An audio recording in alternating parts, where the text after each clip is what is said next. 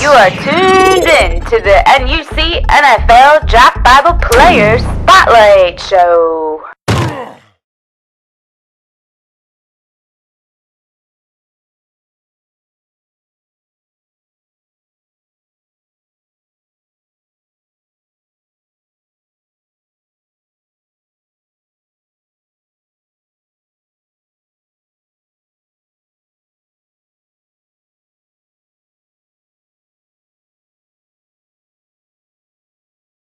Welcome back to another episode of the NUC NFL Draft Bible Player Spotlight Show presented by the College Gridiron Showcase and Symposium. In case you missed it, we dropped our watch list, and last week we expanded the watch list, which now has over 600 players listed and can be viewed at cgsallstar.com, where it also isn't too late to nominate players as well. So if you're a player tuning in or know of any players that may be interested, go ahead and check it out. Again, cgsallstar.com. The 2017 College Gridiron Showcase kicks off on January 7th and goes on through January 11th in Bedford, Texas. Also, don't forget, for the best NFL draft coverage, visit NFLDraftBible.com. Established in 2002, the NFL Draft Bible has been bringing you the names that you need to know since 2002. For a 30-day free trial, use the promo code DRAFT2016. And for a limited time only, you can use the promo code FOOTBALL2016 for 50% off for life. So check out NFLDraftBible.com. Follow on Twitter at NFLDraftBible. As always, I am your host, Chris Shanafelt.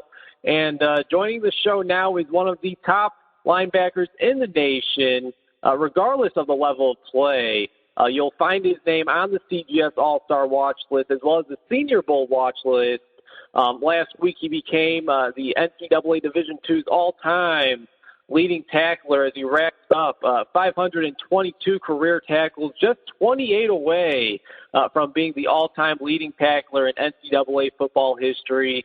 It is a pleasure to welcome onto the show, once again, he's Connor Harris, linebacker out of Lindenwood University. And Connor, as always, we appreciate you taking some time this afternoon. Congratulations on all the success. How's everything going? Yeah, thank you very much. Thanks for having me. Everything's going great.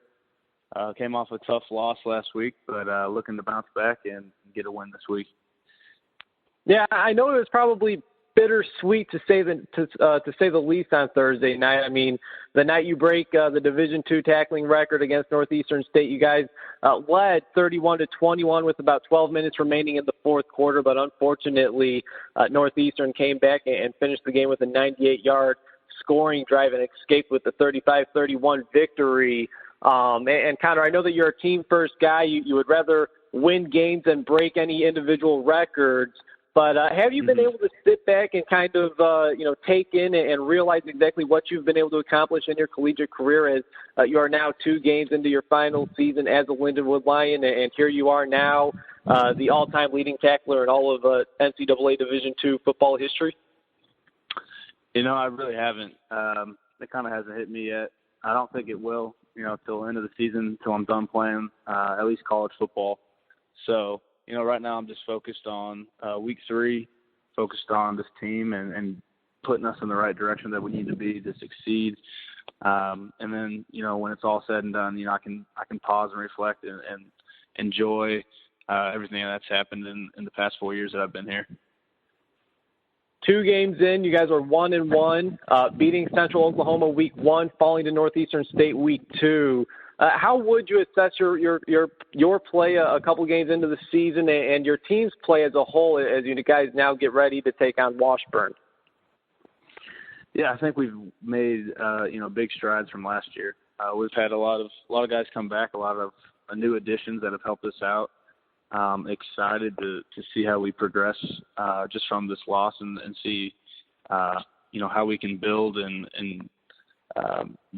hopefully get a win this week. But overall I've played pretty well. I feel like I've done my part to help us win, and I feel like as a team we've been put in every situation to win, and everyone's done their part. So I'm very excited to spend the next 9 weeks with these guys and get as many wins as we can. And I'm not exactly sure how much you've been able to prepare for Washburn, Connor, but you guys have had their number over the past couple of seasons. What will need to be done in order for you guys to start the season 2-1? What do you guys need to do more of from game 1 and less of from game 2 in order to be 2-1 on the season? Washburn's a great team. They got great guys all over the field. So, they got a great running back core, great offensive line that they can run the ball on you. So defensively, we got to stop the run.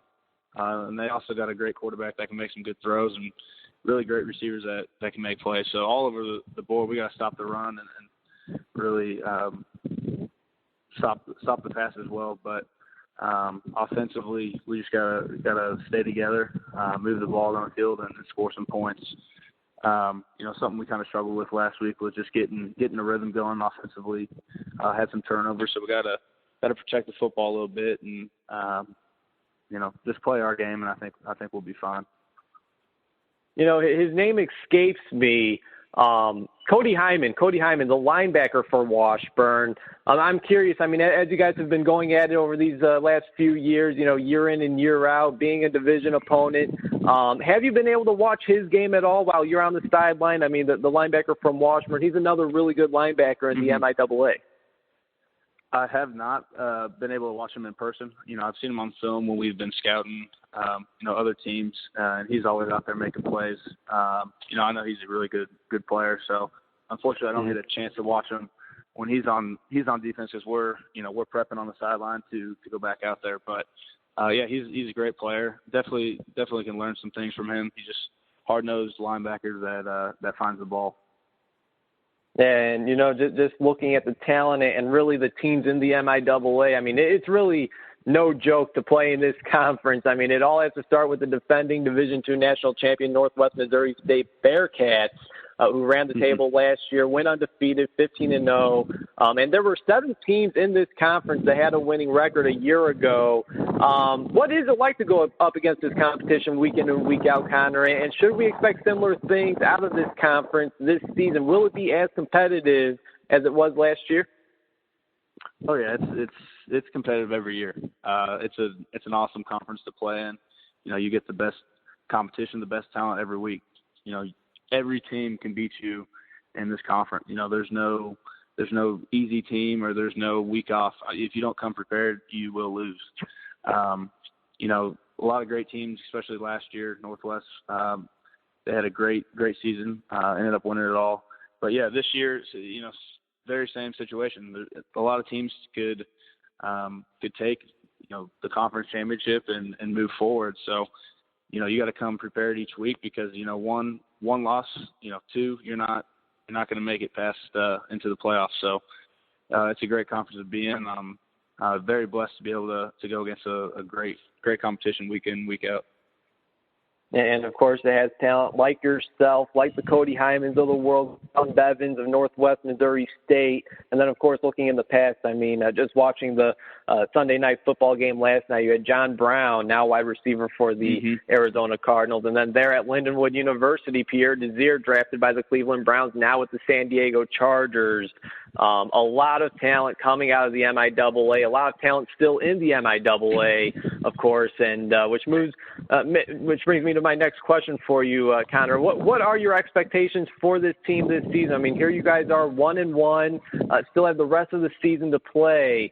How far do you think you guys could make it? Are the expectations to play in the Division II playoffs this year? Oh yeah, that's how it is every year. Our expectations are high, and they're always going to be high.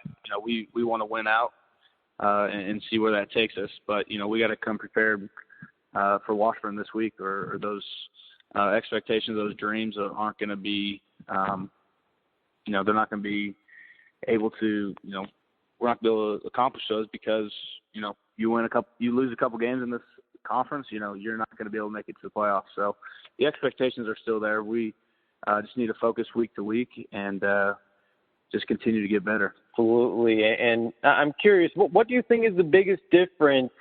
Again, I know we're only a couple games in. It's a small sample size. What do you think is the biggest difference between this year's Lindenwood Lions football team compared to last year's 3-8 team? I think overall we have guys with more experience. We were kind of younger last year, didn't have as much depth. So we got guys that have been there, have had that experience, which is huge. We brought in some guys that are able to make some plays. That's definitely helping us out, scoring some points and making some big stops on defense. But overall, I think we're closer. We're a close-knit brotherhood that we didn't have last year, and we're always pushing each other, always holding each other accountable and being there for each other. And I think that's the difference between our team last year and this year is we have that family atmosphere, that family bond that is going to take us past that adversity that we're going to find in games that last year we weren't able to pull through because, when that adversity happens, we crumbled. This year I don't think that's going to happen. And so I think that's the biggest difference. Well, it was a very impressive way to open up the season against Central Oklahoma, Connor. And I have to ask you about this guy because he absolutely balled out, as you did as well. But, man, Bakari Triggs, talk about his performance, 3 interceptions, 2, I believe, were returned to the house for scores. What was it like to kind of see all that go down there on the defense? No, it was unbelievable. He had an awesome game, and I was so happy for him. He's been working his tail off all summer, all off season. And so to be able to see that and him perform, it was awesome. He totally just took over and shut down one side of the field and really made plays when we needed it. And so it was awesome to see. It really helped us out. Got some scores on defense, which we lacked last year. And so it was awesome to come out and see him make some plays that really helped us out. He's the all-time leading tackler at the Division II level, and I'm sure by the next time we chat, he'll be the all-time leading tackler in all of college football. He's Connor Harris, All-American linebacker out of Lindenwood University, joining me here on the NUC NFL Draft Bible Player Spotlight Show, presented by the College Gridiron Showcase and Symposium. I am your host, Chris Shanafelt. And Connor, what did your off-season consist of?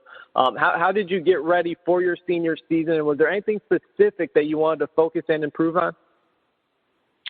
I just kind of wanted to continue to, attack my weaknesses. Kind of wanted to get faster, work on my flexibility.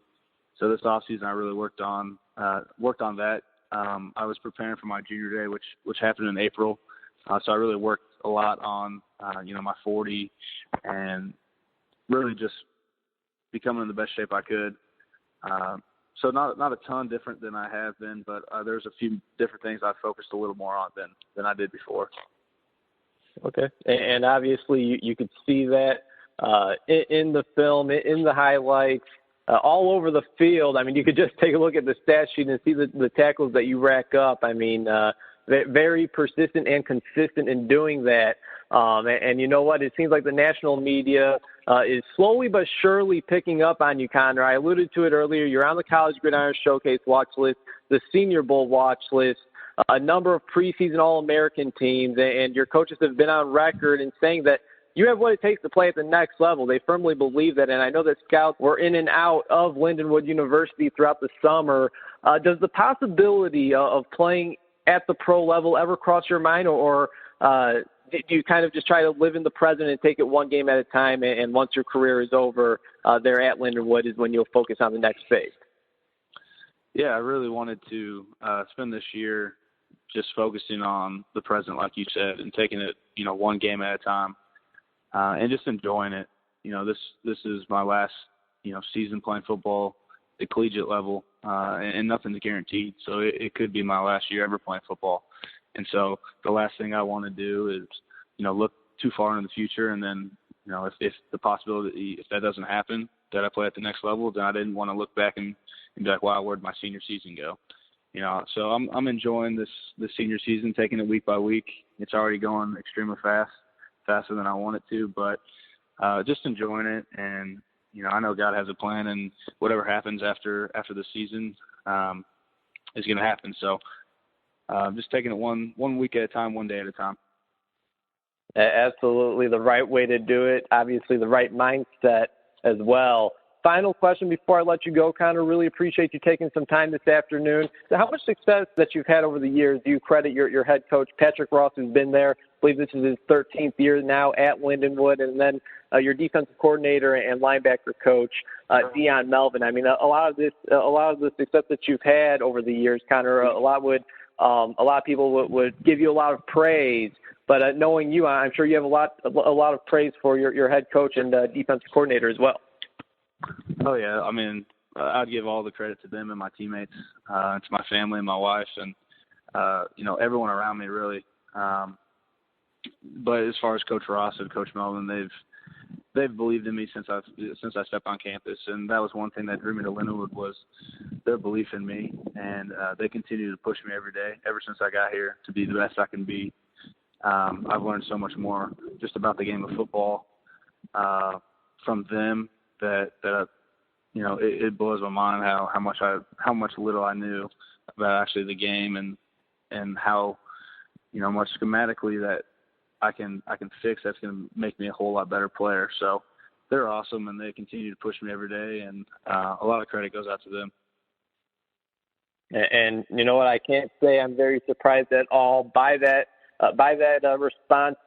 Obviously a class act, and Connor, we really appreciate you hopping on this afternoon. Always a pleasure chatting with you. Again, congratulations on all the success, and best of luck to you and the squad against Washburn this weekend. Yeah, thank you very much. Thanks for having me. I really appreciate it.